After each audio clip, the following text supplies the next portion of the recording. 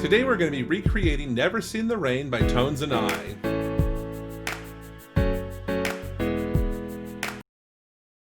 This is a song I was not familiar with before it was requested, and so I want to show you some of the tools I use to get familiar with songs quickly. First of all, I go to a website called TuneBat, and TuneBat has all these awesome statistics. They measure songs based off their volume, their energy, their danceability, their fire rating, what album it came from, but most importantly, it tells me the key and the tempo. Another thing I do is I look up what's already been done. I can go to YouTube and I can look up piano tutorials or any kind of play-alongs and just see what's already been done, cut the work in half for me. And lastly, when in doubt, I go to chordeasy.com, which has the lyrics and chords written above them. Because this song is much more intricate than other songs I've done, I'm going to move along a little bit faster. I can also tell my YouTube statistics that very few people watch it from beginning to end. They typically jump to where they need help and they move on. So we're going to try and go at a faster pace to try and keep you interested the whole time.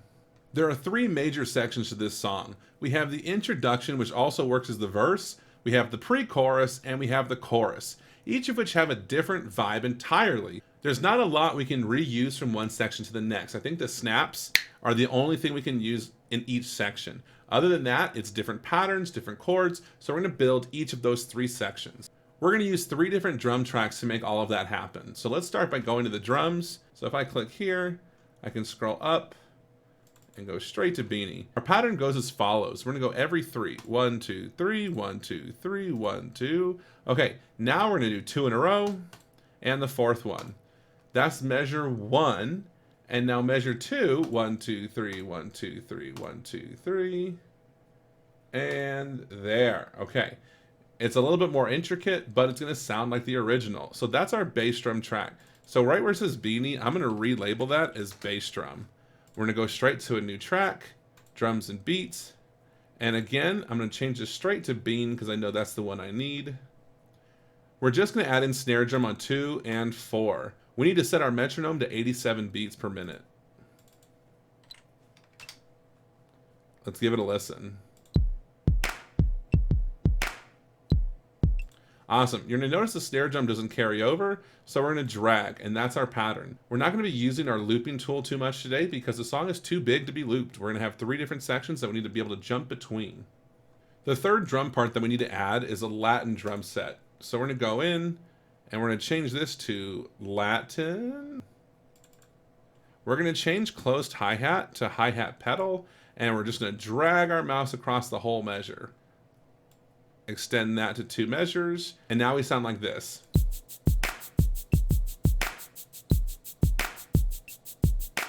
Excellent. This next part is probably the hardest thing I'm going to ask you to do on your keyboard. But if you can do it, it makes for quick work. If you want to stop and go note by note, that's also fine. We're going to press down Q, 4, and T.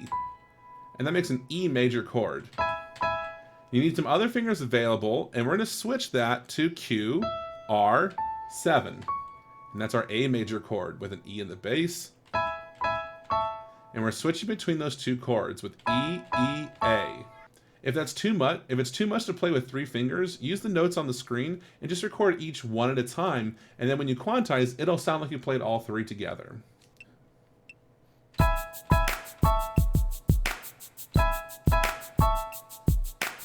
Excellent. There's a punch at the end of each of those lines that is an A major chord up higher. A, 7, and I. So those 3, and we're going to punch that in right at the end of each of those statements. Bump, bump, bump, punch.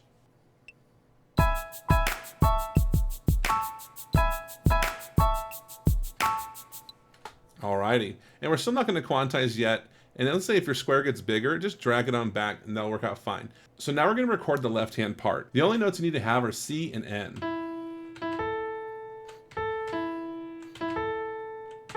And something I just did wrong is I held the notes down too long. This is very staccato, short notes, punchy, pa, and over. Nothing is sustained. So when I record it, I make sure I don't press it down for too long.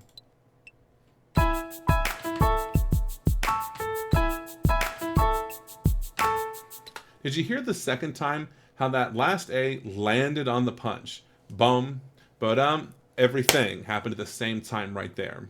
Now we're ready to go and quantize. So we're going to open up our piano roll, and there's notes all over the place. Control A selects all, right click, and we're going to go to 1/16. I saw some minor movement, and I'm just going to shrink my part down again to 2 measures. Let's hear what we have now.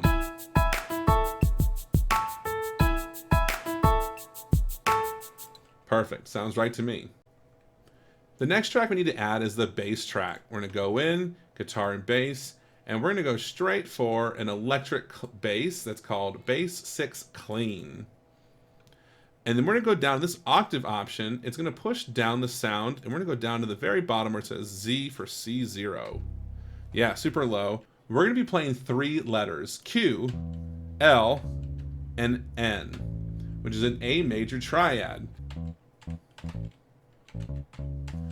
In the real version, they're sliding. They go from C sharp and they slide up to E, which sounds amazing, but we don't have that ability right now on the keyboard, and if I do, I just don't know how to do it yet.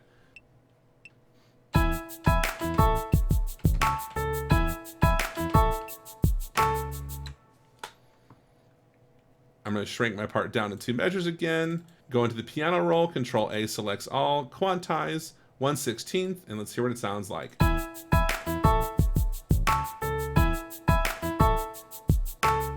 Let's now look at the form of the song to figure out how to make it sound like the real deal. Before we do anything, this bass drum part needs to be combined. So I'm going to drag a box to select both tracks, right click, and hit merge regions. We're now making it a 2-measure loop, so if I drag it out, those 2 measures stay the same. Now we're going to drag the drums to the 9th measure, because that's when they're going to start. The snaps will stay there, the hi-hat can come with us, and the bass is going to go there. So now we have in the beginning, we're just going to drag this out till 16, 16, and so on. I went a little far on that one. And this hi-hat is kind of more for the chorus, but it just sounds so good. The next section is what I call the pre-chorus. It happens before every chorus, and the chords change, so we have to completely change our loops now. I want to create a new bass drum track, and this is a new technique. You first have to select the bass drum track, and then put your cursor where you want the new section to start, right click and create region. So this is going to be a completely separate loop from the first one. Something you need to make sure of is that you don't confuse where you're putting your new notes. It says measure 17 right here, and when I was practicing this earlier, I was putting them in different parts of the songs and didn't even realize it. So make sure this part also says 17. And that should do it. All we're putting in is this heartbeat bass drum, boom, ba-boom. Once you made sure it sounds right, drag it out for 6 measures, 3, 4, 5, 6, and the drums are done. Put your cursor back on measure 17, select the grand piano track, right click, create region. Once you have your square there, you're gonna go to the bottom right and drag this part out for a total of just 4 measures. Make sure you don't pull the loop option, make sure it's the bottom one that says adjust end. We're now gonna zoom in on measure 17, and we're gonna punch in an F minor chord. So we're gonna find F sharp, and we're going to drag it out for the entire measure. Excellent. Above that, an A.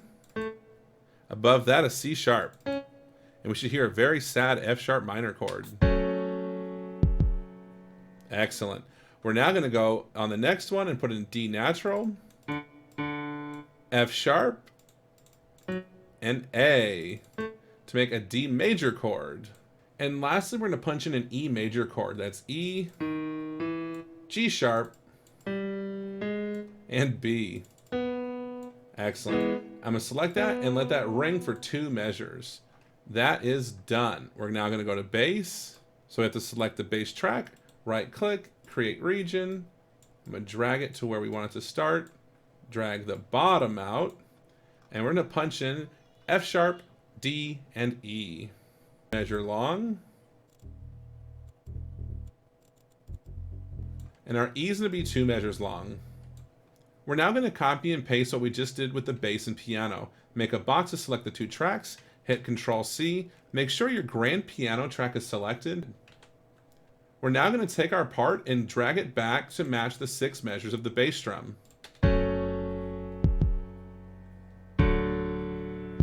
And that's where the chorus starts.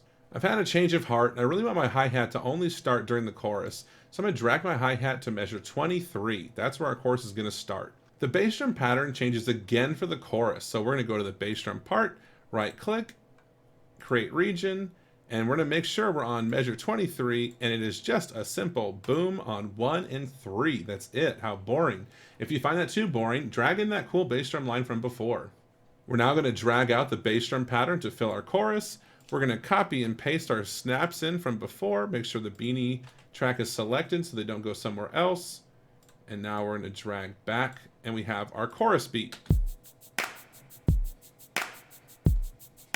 The hi-hat part is supposed to mimic the tambourine. It's a very nice tambourine going on in the part, and I couldn't find the tambourine on here. If you can find one, please let me know where it is, because I went through all the hi-hats and sound effects, and this is the closest thing I felt like I could get to, and it sounds more like a shaker. We're now in the final stretch. These are the last two parts you have to create before you're done with the entire song. We're going to select measure 23, the piano part, right-click, create region, and we're going to create a 2-measure region. We're going to zoom in on our piano part until we see 16 squares in every measure. So if I zoom out, it starts with 4. If I zoom in more, there's 8. And if I zoom in even more, it breaks into 16. That's what we need to punch this in. So I'm going to start with very small notes. I'm going to find E. And Soundtrap does this thing where it remembers the length of your last note, which is a great feature when you're trying to write fast. So we're going to do all of our short notes first because it's going to remember we want them short. So we have E. I'm going to count 2 blank spaces, put in a E, count 2 blank spaces, and put it in E. I should have bump, bump, bump. Perfect. I'm now going to go above that E and put in a G sharp and a B. I should hear a nice major chord. I should hear bunk, bunk. Excellent. The third one, I'm going to make an A major chord, just like before, where we put an A and a C above. Excellent. I'm now going to grab that chord and drag it out. So we should have short, short, long. Excellent. Now we're going to go in and we're going to go to an F sharp, and we're going to build our F sharp minor chord from before. And we're going to make it real small, drag it up to F sharp, A natural, C sharp, and we should hear a minor chord. Perfect. And we're going to skip 1 space, 2 space, same notes, 1 space, 2 space. We're going to do different notes. E, G sharp, B. Excellent. I'm going to grab that third one and drag it out. These are the chords for our chorus.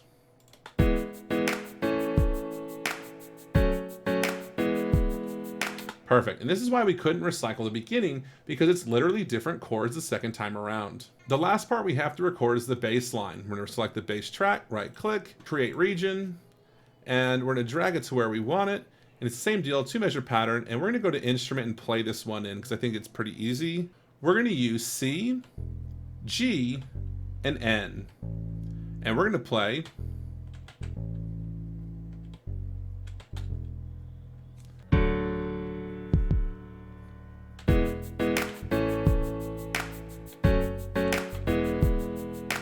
normal. I'm going to go in, press Control A, quantize 1/16, and let's see what it sounds like.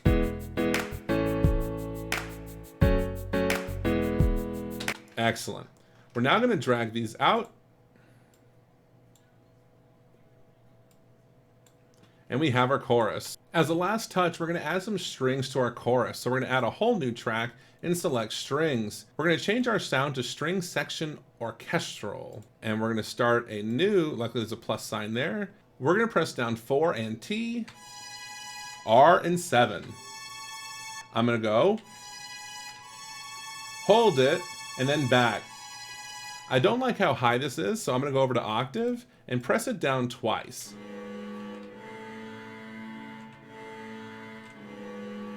Maybe I'll go back up one. Yes. All right, so now I'm going to go to measure 23 and press record. 4 and T go first. Hold and back. 4 and T.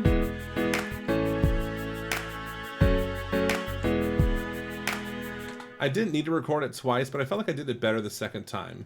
I'm still going to quantize, and this time I'm only going to quantize 1/8. Since it shouldn't be too loud, you can see over here that I pulled the volume down a lot because I just want it heard in the background, not a main part, just a supporting role.